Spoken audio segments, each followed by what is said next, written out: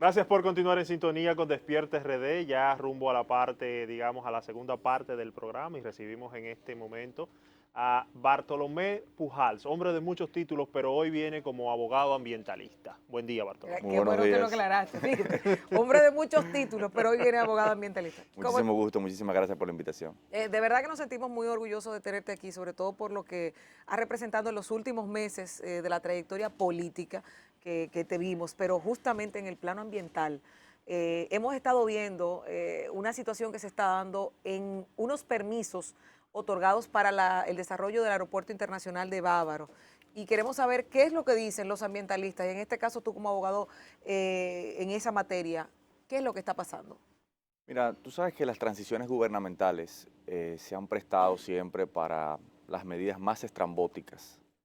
Y en el marco de la transición gubernamental hubo una serie de medidas que la pasada administración autorizó con el propósito de garantizar privilegios a grupos. Entre ellos, la autorización del aeropuerto en Bávaro, que ha generado una licencia ambiental, entre otros permisos que se han dado de forma express, pero en el caso puntual de lo que tiene que ver con la parte ambiental, eh, esta autorización que ha sido de forma irregular, por algunas cosas que voy a comenzar a comentarles ahora, produjo un informe de la Asamblea Nacional Ambiental, que es una ONG que se ha dedicado desde hace muchísimo tiempo a este tema, un informe que lo encabeza Domingo Abreu, ambientalista reconocido, y la Asamblea Nacional Ambiental está representada por su presidente Omar Bros, en donde determinó que ese aeropuerto, además de que acabaría con muchísimas especies de flora arbórea de esa zona, impediría la posibilidad de que se pueda realizar un acueducto para evitar la salinización del agua.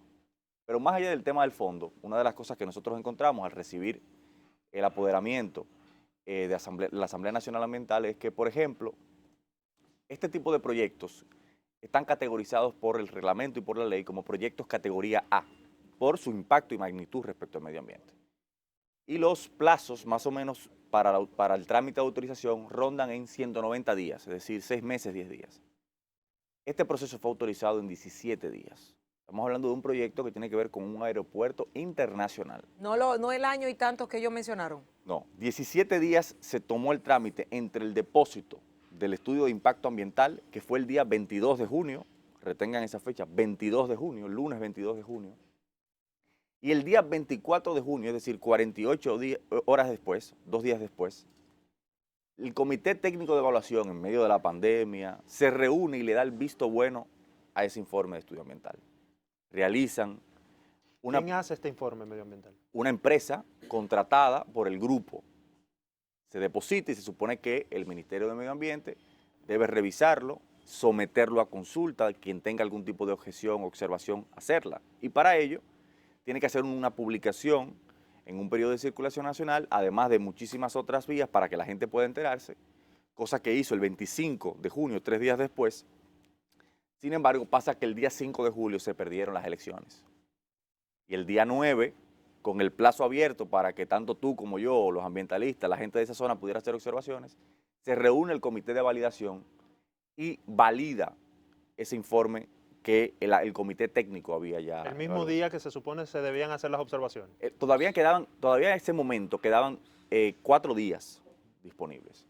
Pero luego, el 16 de julio, se emite, el ministro de Medio Ambiente ya emite directamente la licencia ambiental.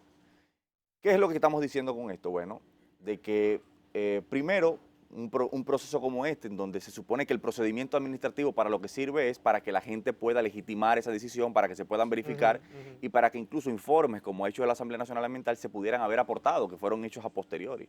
Por ejemplo, los términos de referencia de esa autorización y lo que establece la ley es que tú tienes que contar, te dice que tú tienes que contar con los permisos de uso de suelo. Ellos no tienen permiso de uso de suelo del Ayuntamiento de Higüey al día de hoy.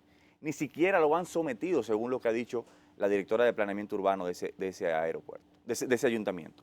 Pero no solamente esto, un aeropuerto es una decisión estratégica del Estado. No puede ser que tú y yo tengamos un terreno y digamos, bueno, yo quiero poner un aeropuerto aquí. Un aeropuerto se supone que es una herramienta de desarrollo que utiliza el Estado y que tiene que estar en consonancia con los intereses de la zona. Cuando tú revisas el plan de desarrollo municipal del Ayuntamiento de Higüey, tú te das cuenta que ese aeropuerto, que es una decisión estratégica del Estado, no puede ser que tú y yo tengamos un terreno y digamos, bueno, yo quiero poner un aeropuerto aquí. Un aeropuerto se supone que es una herramienta de desarrollo que utiliza el Estado y que tiene que estar en consonancia con los intereses de la zona. Cuando tú revisas el plan de desarrollo municipal del Ayuntamiento de Salvaledón de Higüey 2016-2020, que fue un plan que además de aprobado por el Consejo de Regidores, validado por la alcaldesa de ese momento, fue validado por la Dirección de Desarrollo Territorial del Ministerio de Economía y Planificación. En ninguna parte aparece en ese plan que se necesita otro aeropuerto. Un plan que lo que marca es la carta de ruta del municipio, es decir, cómo nosotros lo vamos a desarrollar.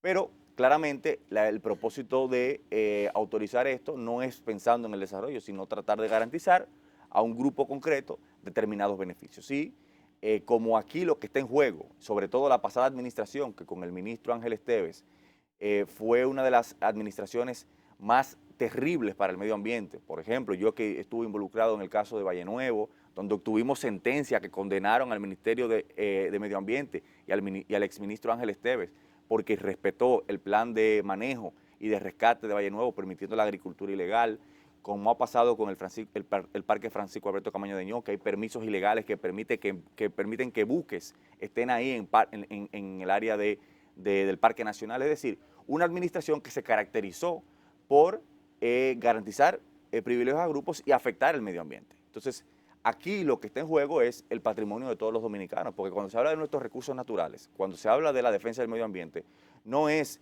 que tú tengas un terreno, no, es la necesidad de que nosotros, y un recurso como el agua, que es escaso además en esa zona, que ha tenido problemas, la mayoría de los hoteles y de las personas que tienen proyectos de desarrollo en ese lugar, tienen que utilizar las aguas subterráneas, tienen que utilizar pozos precisamente por eso. Entonces, una de las cosas que nosotros estamos planteando es que ante el Ministerio de Medio Ambiente depositamos un recurso procurando la cancelación de esa licencia, y entendemos que ahora está la pelota en la cancha del nuevo ministro, que se han dado señales esperanzadoras e interesantes, porque ya vimos lo que pasó, por ejemplo, con el Ministerio de Administración Pública, que declaró la lesividad de una serie de incorporaciones irregulares que se hicieron en la carrera diplomática en el marco de la transición gubernamental, y entendemos que como hay un compromiso de cambiar, se habrá de revocar eso, porque aquí lo que está en juego es el patrimonio de todo el pueblo dominicano.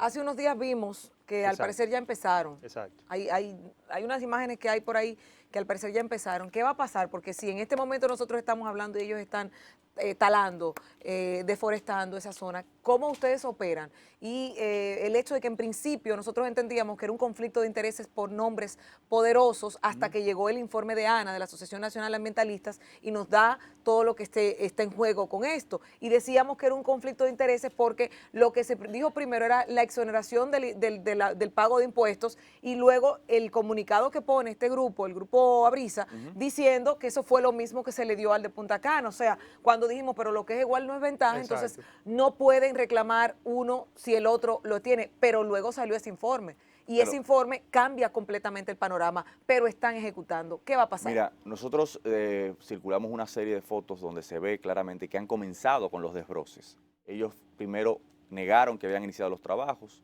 luego que esos trabajos no eran los trabajos de construcción.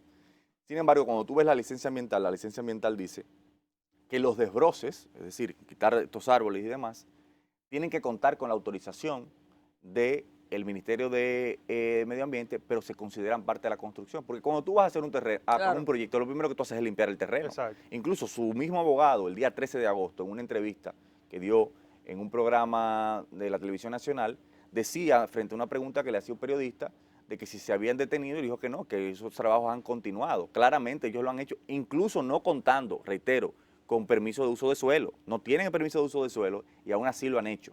Ahora, es muy conveniente decir que esto es un conflicto entre dos grupos, que eso no es lo que le importa al pueblo dominicano. A mí no me importa eso, esos son los intereses de ellos. A mí lo que me interesa es la parte del medio ambiente, porque lo que quieren hacer es no discutir las irregularidades que ha tenido eso. Por ejemplo, tú hablabas del tema de Confotur, que Confotur le dio una exención tributaria por 15 años.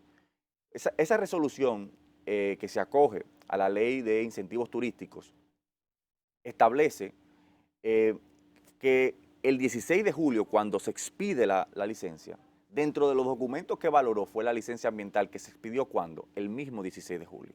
Es decir, el mismo día que se expide la licencia ambiental, se reúne el Consejo de Fomento Turístico, que es un consejo ad hoc, es decir, que está compuesto por varias instituciones, Ministerio de Hacienda, Ministerio de Turismo, entre otras, y toma en cuenta ese documento que acababa de ser expedido el mismo día para la expedición de estas exenciones tributarias. Muy a pesar de que el Ministerio de Hacienda había emitido un informe en donde dice que ese aeropuerto es económicamente inviable, es decir, que ese aeropuerto no arrancaría, no despegaría sin esas exenciones tributarias. Existe ese documento. Claro, es un informe que hizo el Ministerio de Hacienda. Entonces, un sacrificio fiscal para el Estado Dominicano de más de 4.000 millones de pesos en un momento en donde la República Dominicana y el mundo, todas las recaudaciones están en el piso por el efecto de la pandemia en nuestro sistema económico. Entonces, no puede ser que se siga utilizando las instituciones, que se siga utilizando la ley con el propósito de generar beneficios para los grupos que en determinado momento me apoyan o no. Entonces, nosotros lo que estamos aquí hay un tema que lo que está en juego es el medio ambiente, la institucionalidad y el patrimonio del pueblo dominicano. Bueno, Bartolomé, gracias por estar con nosotros a venir a... Antes de, perdóname. Yo sabía que tú no te ibas a quedar. Dale. Perdóname. Hay un tema que yo no entiendo y yo no sé si ustedes también como ambientalistas lo tomaron en cuenta. El Instituto de Aviación Dominicano, Aviación Civil, la Junta de Aviación Civil y otras organizaciones internacionales, ¿no hay algún reglamento que diga que un aeropuerto no puede estar tan cerca de otro? Porque estamos hablando de 18 kilómetros de distancia entre uno y otro. ¿No hay un conflicto con las carreteras aéreas? Eso también no es un tema que afecta porque puede significar también la seguridad de los tripulantes. Sin lugar a dudas, sobre todo cuando la OASI, por ejemplo, ha dicho, que es una organización internacional sobre aviación civil, que la regla de oro es que se autoriza un nuevo aeropuerto cuando la oferta y la demanda aeronáutica sí lo requiere. Hay que tener en cuenta que no solamente está el aeropuerto de Punta Cana, a 60 kilómetros está el aeropuerto de La Romana. Entonces, han querido hacer comparaciones, por ejemplo, con el aeropuerto de La Guardia, que es un aeropuerto en Nueva York local, y el aeropuerto del JFK, que es un aeropuerto internacional, donde además hay que decir que viajan, ahí tiene 120 millones de viajes al año. Aquí nosotros no hemos llegado todavía a los 10 millones de turistas que se prometieron en la administración pasada. Es decir, no hay una necesidad de un nuevo aeropuerto. Y además de esto implica la necesidad de realizar un nuevo estudio, un estudio para poder verificar si realmente esto se puede hacer. Además de que eso representa, según los informes que se han realizado, entre 500 a 600 nuevos empleados en materia de seguridad, de migración, para poder regular estos radares. Es decir, esto no puede ser, la creación de un aeropuerto no puede estar a merced de que un grupo diga, yo tengo un terreno y yo quiero aquí montar un aeropuerto. Así es. Bueno, ahora sí, Bartolomé, gracias por acompañarnos a nosotros aquí en Despierta RD y traernos luz sobre este tema. Así será. Nosotros vamos a una pausa, ustedes no se muevan porque volvemos en breve.